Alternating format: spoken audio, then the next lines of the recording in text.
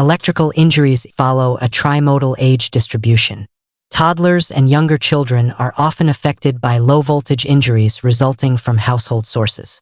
Adolescents and young adults frequently encounter high-voltage injuries due to external electric lines. A third peak occurs in individuals in their third to fourth decade of life, predominantly men exposed to occupational high-voltage hazards.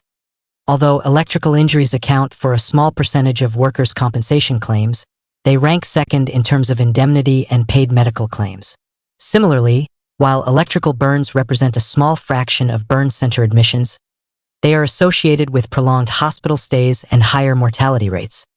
Household electrical sources in the United States and Canada typically operate at 120 volts or 240 volts. High-voltage injuries are defined as those involving sources exceeding 1,000 volts. Factors influencing electrical injury. The severity of an electrical injury depends on several key factors. The type of circuit, whether direct current or alternating current, plays a significant role. Alternating current is generally more dangerous than direct current of similar voltage because it can induce tetanic muscle contractions above the let-go current threshold. The usual range of the let-go current is 6 to 9 milliamperes. The maximum current an average person can grasp and release voluntarily is 16 milliamperes. At 20 milliamperes, paralysis of respiratory muscles may occur. The threshold for ventricular fibrillation is approximately 100 milliamperes, while cardiac standstill and internal organ damage can occur at currents of 2 amperes. Current, measured in amperage, is directly proportional to voltage and inversely proportional to resistance. Resistance varies among body tissues, with dry skin exhibiting resistance up to 100,000 ohms. When wet, this resistance decreases significantly to as low as 1,000 ohms. Voltage represents the electrical potential difference. The duration of contact also influences injury severity, as tissue damage increases with exposure time. Contact lasting longer than one cardiac cycle may result in arrhythmias. The pathway of current flow determines morbidity and mortality. Transthoracic pathways, such as arm-to-arm, carry higher mortality rates compared to vertical pathways like leg-to-arm or straddle pathways like leg-to-leg. Clinical manifestations of electrical injury. Most electrical injuries result in skin burns at entry and exit sites. These burns often appear punctate, with a central depression and a hyperemic border. Arc burns, also known as kissing burns, occur when electricity jumps across flexed skin surfaces, commonly affecting the volar forearm and elbow or inner arm and axilla. These burns can reach temperatures up to 3,500 degrees Celsius or 6,332 degrees Fahrenheit, causing severe thermal damage. Internally, electrical current follows the path of least resistance, often traveling through neurovascular bundles. Internal damage may be more extensive than surface burns suggest. Cardiac arrest or respiratory arrest is the most common immediate cause of death. Alternating current is traditionally associated with ventricular fibrillation, while direct current is linked to asystole. However, either type of current can cause both dysrhythmias. Neurologic symptoms include altered mental status, seizures, and coma. Ocular involvement, particularly cataracts, is frequent. Oral commissure burns in children can lead to delayed labial artery bleeding, typically occurring 2 days post-injury.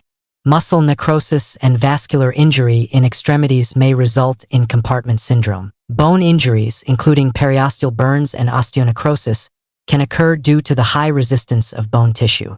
Elevated levels of cardiac biomarkers may reflect skeletal muscle damage rather than myocardial injury.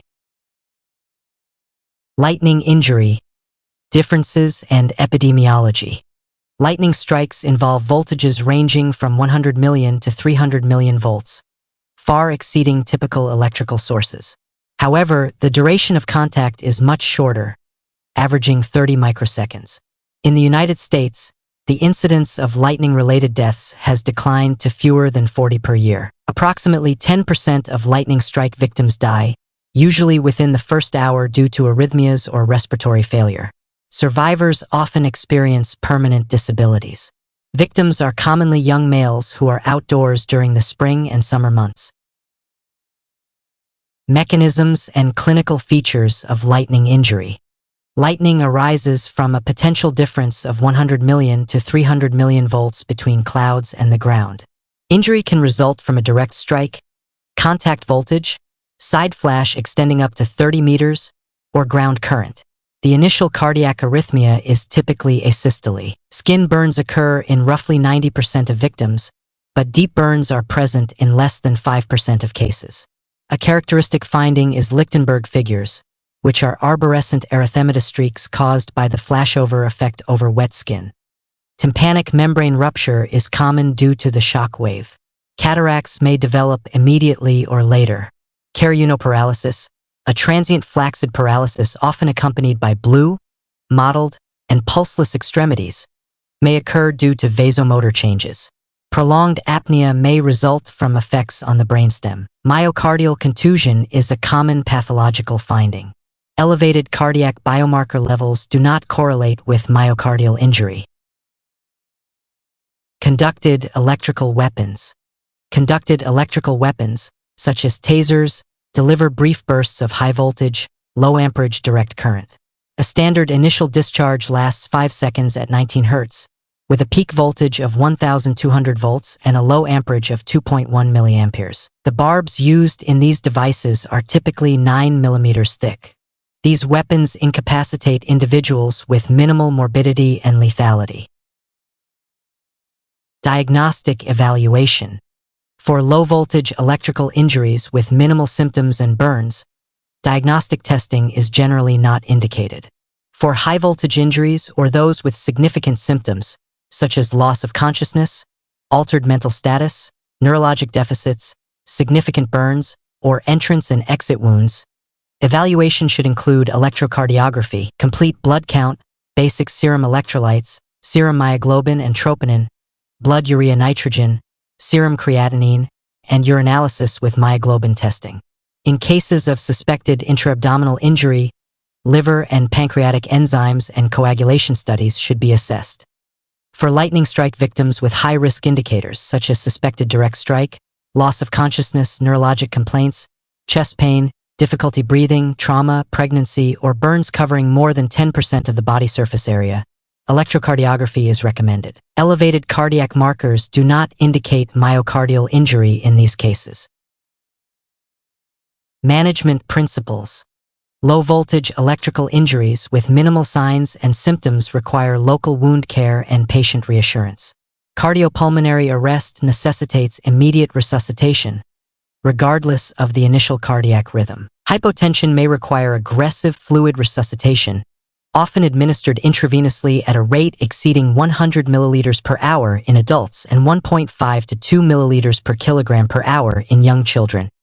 Myoglobinuria requires monitoring of serial serum myoglobin levels and renal function. Compartment syndrome should be monitored closely. Retained conducted electrical weapon barbs can be removed using firm inline traction. Lightning strike victims without symptoms or with minor first-degree burns and normal electrocardiograms do not require emergency department treatment. Patients with altered mental status or significant symptoms should be managed similarly to those with high-voltage electrical injuries. Electrocardiographic monitoring for at least 24 hours is recommended for direct strike victims and those with abnormal electrocardiograms. Key considerations. Electrical current follows the path of least resistance, and significant deep tissue damage can occur even when skin findings are minimal. Asymptomatic patients after low-voltage exposure may be discharged. Lightning strikes can cause fixed, dilated pupils without irreversible brain injury. Aggressive treatment is warranted for lightning strike victims in cardiac arrest, as favorable outcomes have been reported even after prolonged periods of pulselessness and apnea. In scenarios involving multiple victims, prioritize treatment for those who appear deceased. Transient vascular changes in extremities after lightning strikes may mimic compartment syndrome but often resolve without intervention. Fasciotomy is generally not indicated in these cases. Delayed neuropsychiatric sequelae may occur after electrical and lightning injuries, and patients should receive discharge instructions regarding this possibility. The initial cardiac rhythm in lightning strikes is typically asystole. If respiration does not resume, hypoxia can lead to ventricular fibrillation.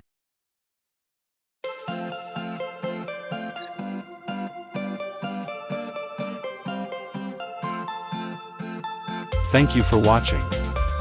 Please subscribe to our channel by clicking the subscription button.